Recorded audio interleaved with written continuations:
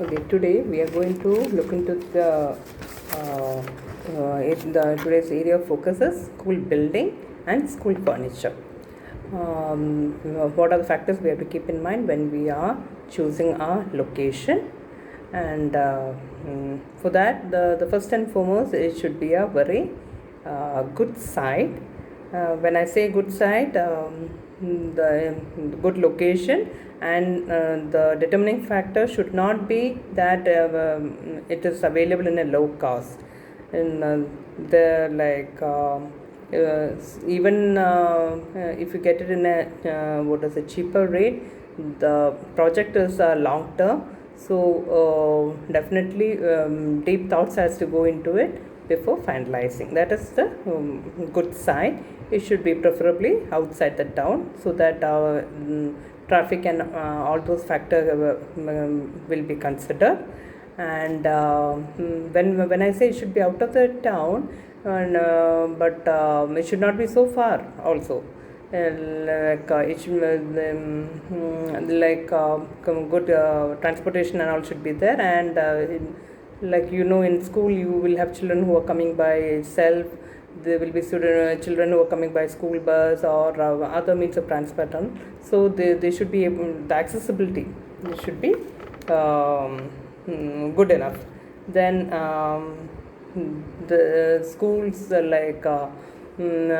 these days school is full-fledged, fully sustained. They have the play area and all the other facilities.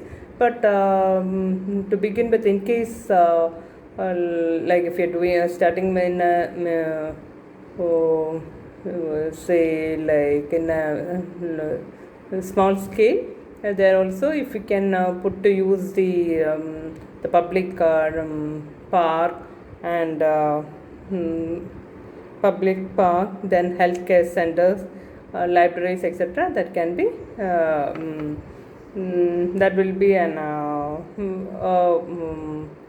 I would say that will be an add-on to it, because all these we will require, because when you're dealing with children, when they run, there is a tendency they will get hurt. That's all a part of growing. So the medical care and all, it should not be very far, and we should be able to give them the medical aid as quickly as possible. Then the center of population, the site should not be located near the present or probable future center for population.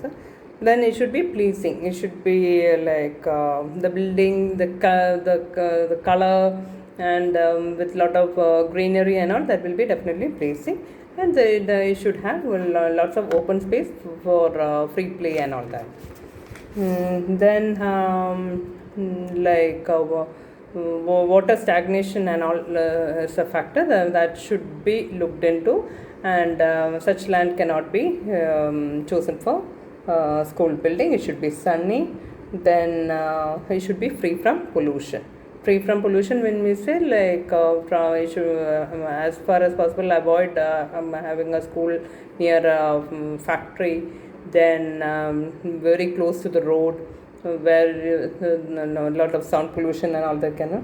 And then what does then definitely water plant and all should be there, so that the children are provided pure, clean water. And then provision should be there for the expansion. As you know, it takes years for a school to be a full-fledged school from K to 12.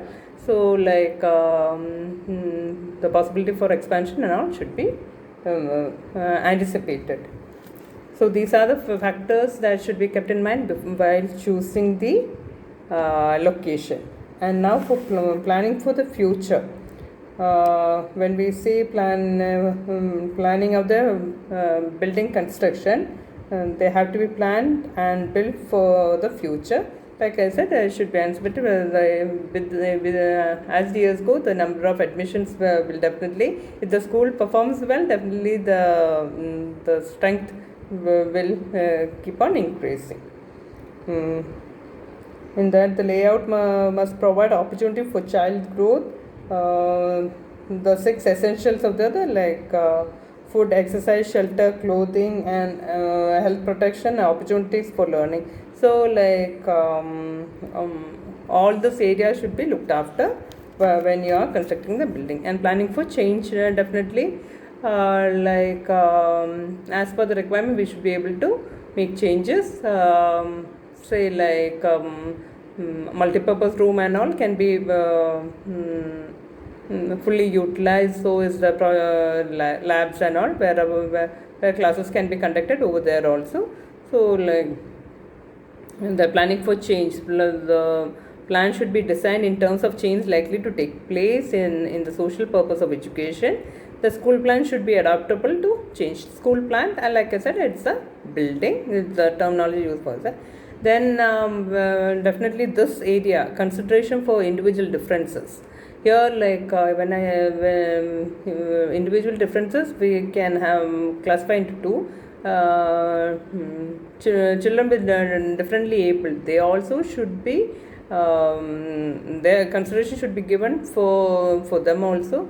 The like ramps and all, like for children who are in a wheelchair and all that, and access to toilet, all that without any difficulty. All that has to be considered.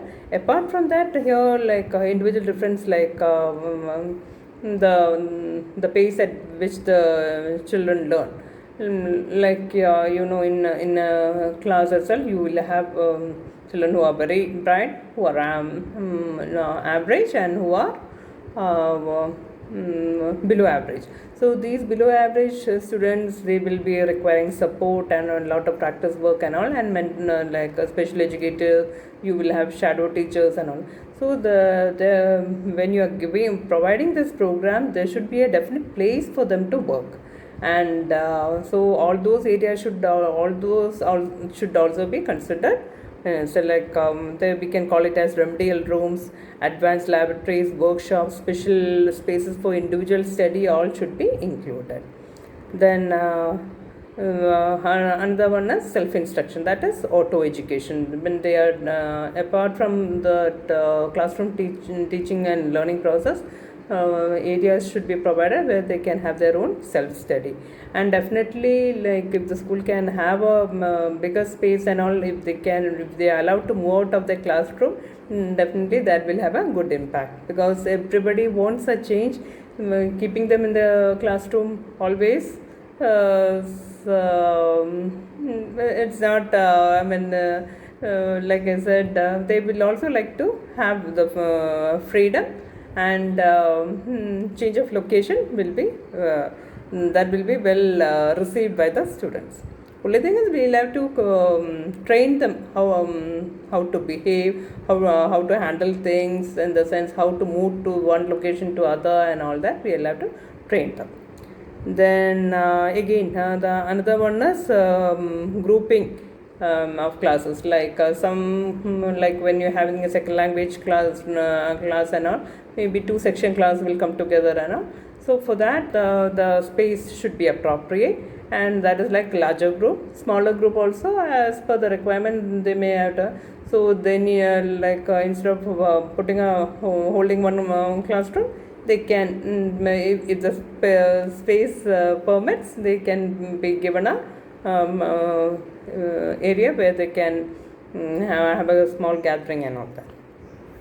So this is about the school building. Definitely here, when all these factors are being decided, the cost is the deciding factor. So according to the budget, it has to be planned. And now let's see the importance of furniture.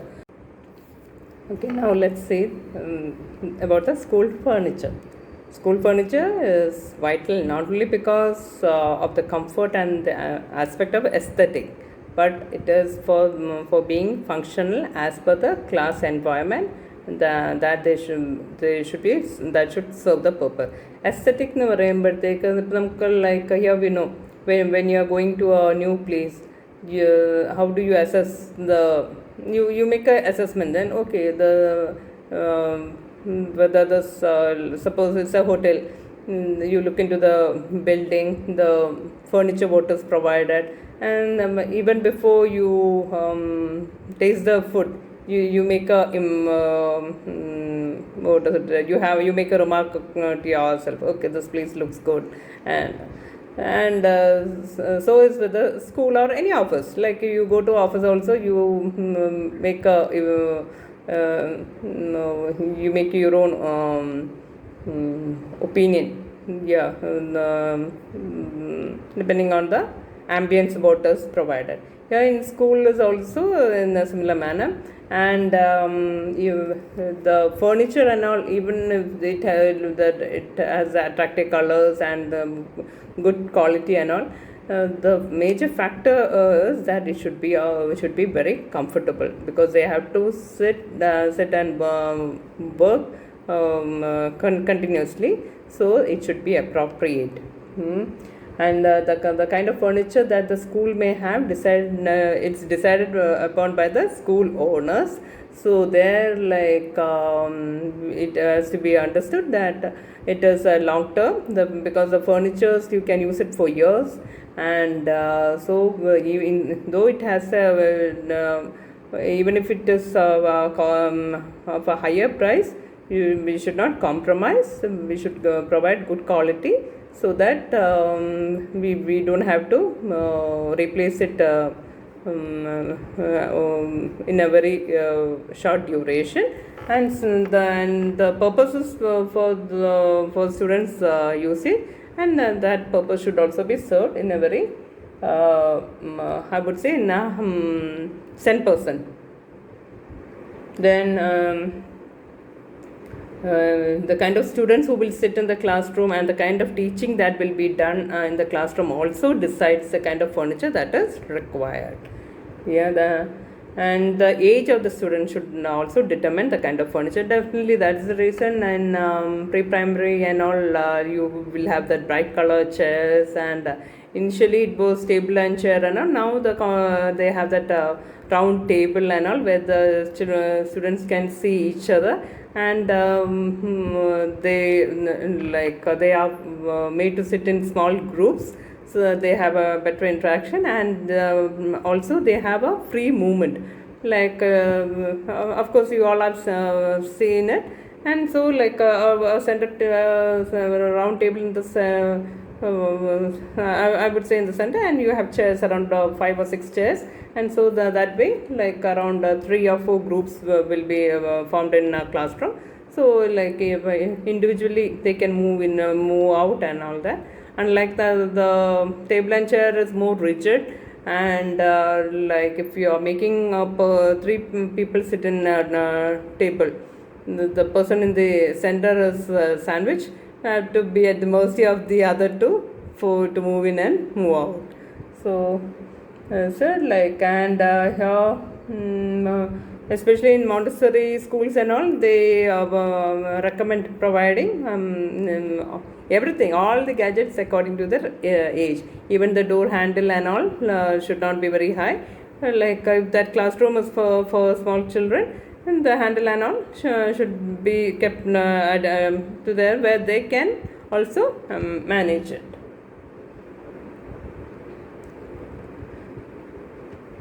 And the basic things that is required in a classroom is the desk and chairs, then the board, or you need a almara or a cupboard to keep the records and all the other things of that particular class. Then a teacher table, a teacher's chair, and a bulletin board. Bulletin board definitely to display all the chart work and all that, and important informations and all can be displayed in that bulletin board. So these are the things which is required in the classroom. And also here they are and another thing what there is, like when we are discussing about the desk, the factors that has kept in mind: the height of the chair, the seat, the writing surface. The height of the chair above the ground should be such that while sitting, it permits the upper part of the leg to be horizontal and the lower part of the leg to be resting on the ground or on a suitable footrest. So that's the ideal posture. Then again there are the height of the seat of the writing surface should be such as to allow the children when writing to sit upright in a ease position. Then the writing surface should be plain board at an angle of 15 degree to the horizontal. So when furnitures are made, the carpenters, they have this they do this calculation and all, and accordingly they make the furniture. And there are other things which are mentioned for in the suitable how the child there should not be any pressure on the knee. There should not rooms for above the thighs. Then low back open at the bottom. Low back open at the bottom. Support for a hollow for back pulley. Top higher and than the elbow when the arm is straight. So the table and all in layman language says like it should be appropriate where their children can do the work without any difficulty. And here in this blackboard is a term which was used in olden days. Like the color of the board was black, and it was now you have the chalkboard. You have green color boards in your classrooms. They are called chalkboards. You write with the chalk pieces itself. And two reasons for that changeover is, one is green is more appealing, and black initially they used to use the slate, and slate after a period of time the issue of glare happens, and it becomes fade also, and it chips off and all that. So to overcome all this problem, they have come up with this chalkboards, and you have the white boards also where you use a board marker. And these days you have the dust-free chalk pieces and all, so that is more user-friendly for the teachers. And there is different types of boards. Boards include painted area of the wall, that like suppose particular. So that painted area of the wall, what I would recommend is you can provide that space for the children to do the scribbling and all and drawing. So like during their free time, or once they have completed their task, they are permitted to go there and do that. I would say free. You can consider it as a free play itself. That will be useful. So like the kind of boards are painted area walls, framed wall boards, swing slates, board for rising and falling, and then wall boards, blackboards. The blackboards and with the easel. That easel is the one which has a stand and which you can shift it from one place to place. Example like what I gave for the birthday bash was like generally when you have that sports day and all, you have the scoreboard with the blackboard on a stand. So that's and mainly schools to put up any notice and all that, such boards are being used. And so that is about the different kinds of boards. And every classroom, like I said, they need a cupboard where the class teacher neatly label the sections, in which side math work, which book should be kept, where is the drawing book, and so that is at a glance itself you will know which set of books are placed in a particular place. And generally the class monitor, they support the teacher in distributing the books and collecting them back. So these are about the school building and school furniture. And here one of the previous chapter, they have, I think, chapter.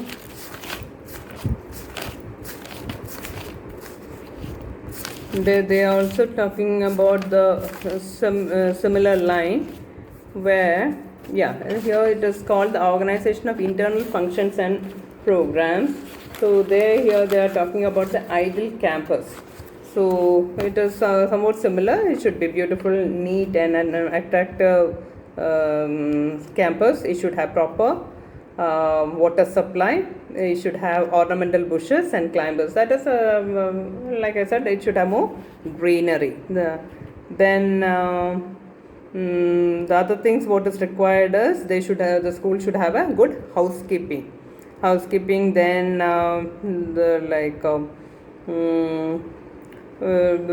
waste paper collection containers should be provided. Then in halls and classrooms and in floors and on grounds and all, so that we tell them don't litter the place and all. And even after having a chocolate or something, we should help them and develop that civic sense. So if the dustbins and all are provided at the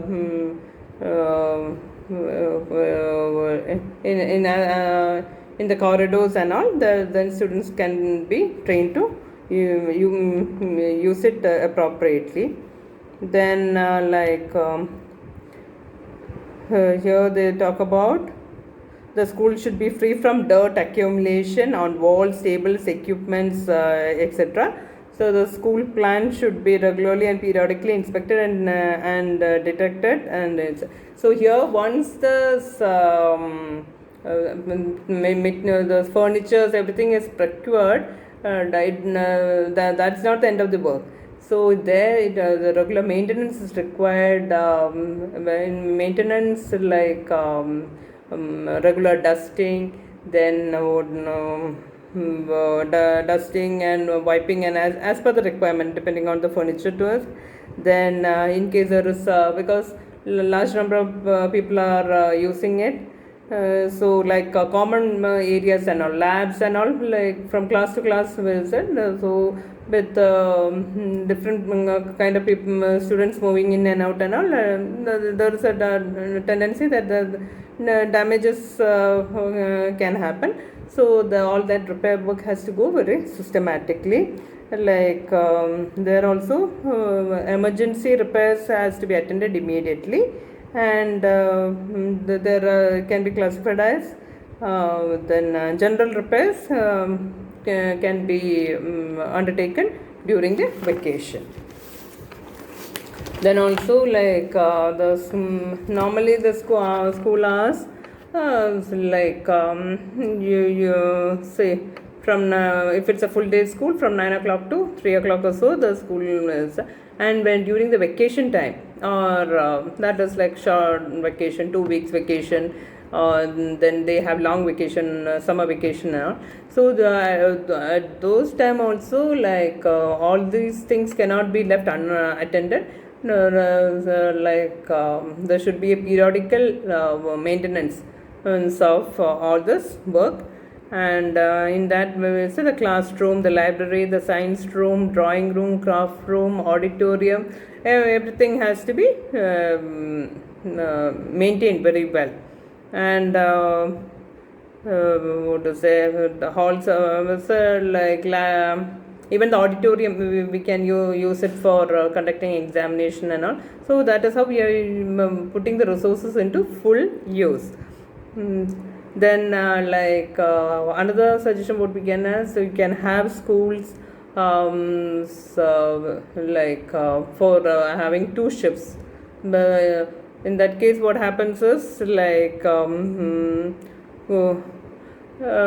shifts, then with the same infrastructure more students are included into the program. And in that school